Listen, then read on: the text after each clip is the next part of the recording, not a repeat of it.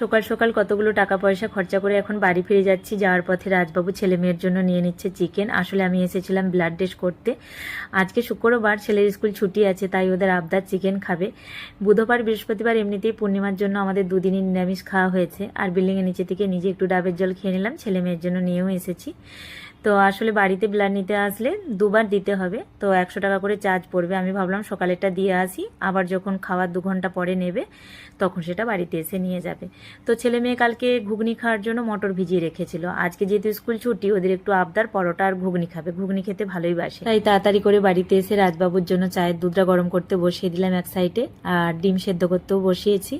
এখন বানাবো পরোটা। নিজেকেও একটু তাড়াতাড়ি খেতে হবে, আমাকে একটু হেভি ব্রেকফাস্ট করতে বলেছে, কারণ খাওয়ার 2 ঘন্টা পরে আবার ব্লাড নিতে আসবে। তো এই জন্য নিজের জন্য একটা পনির পরোটা বানিয়ে নিচ্ছি। চলো এখন খাওয়া দাওয়াটা করে নিই। যতটা পারবো হেভি ব্রেকফাস্ট আমাকে করতে বলেছে, কিন্তু এতটা সকালে আমার হেভি ব্রেকফাস্ট করাটা আদত নেই, মানে আমি অতটা খেতে ভালোবাসি না, একটু কষ্ট হচ্ছে। তবে জানো তো, এখন এমন দিনকাল পড়েছে, কোনো কিছুর জন্য তুমি পয়সা সেভিং করে রাখো আর নাই রাখো, তোমার রোগলারা বিপদ আপদের জন্য করে রাখতেই হবে। এখন ডক্টরের কাছে ছোটোখাটো কিছু শরীরের সমস্যা নিয়ে, জ্বর জ্বালা নিয়ে গেলেও আগে জিজ্ঞাসা করে যে তোমার কি কোনো ওষুধ চালু আছে, সুগার, প্রেশার, থাইরয়েডের। এবারে কী করে বলবো বলো, কারণ অনেক বছর হয়ে গেল আমি তো টেস্ট করে দেখি না যে এগুলো আছে কিনা, কোনো শরীরে অসুবিধা নেই। তো এই 15 দিন ধরে আমার বিপিটা একটু লো আছে, যে কারণে আর কি আমি ডক্টরের কাছে গিয়েছিলাম, পাহাড়টা ব্যথা করছিল বলে। ডক্টর আমাকে আগেই জিজ্ঞাসা করছে, 2-3 মাস আগে আমি আমার হাতের ব্যথাটা নিয়ে ডক্টরের কাছে গেলাম, তাও বললো যে এটা উঁচু বালিশে শোয়ার নিয়ে হচ্ছে, তবে তুমি কি এইসবের কিছু ওষুধ খাও নাকি? আমি বললাম না। বলে অনেক দিন টেস্ট করে দেখো না, তাহলে দেখে নাও বছরে কিংবা 6 মাসে এখন এগুলো সব টেস্ট করে দেখে নেওয়াটা খুব প্রয়োজন।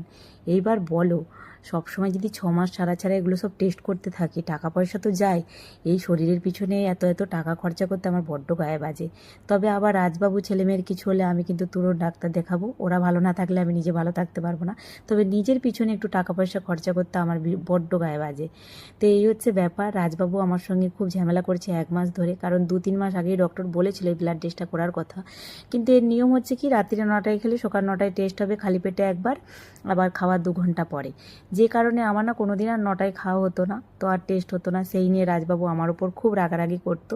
যাই হোক, এতদিনে সেটা করা হয়েছে, দেখা যাক রিপোর্ট কীরকম আসে। এইসব নিয়ে নানা রকম নিয়ে ব্যস্ত ছিলাম, 2 দিন মিনিমূলক দিতে পারি না। আর রাজবাবু এখন বলে কি বেশি রাত্রি জাগবে না তুমি। এবারে আমি রাত্রে খাওয়া দাওয়ার পরেই রাত্রি করেই ভিডিওগুলো এডিট করে থাকি, সময় পাই। সারাদিন কাজে ব্যস্ত থাকি, সাংসারিক মানুষ বুঝতেই পারছো। সেই সব কারণে আজকে আসি, টাটা।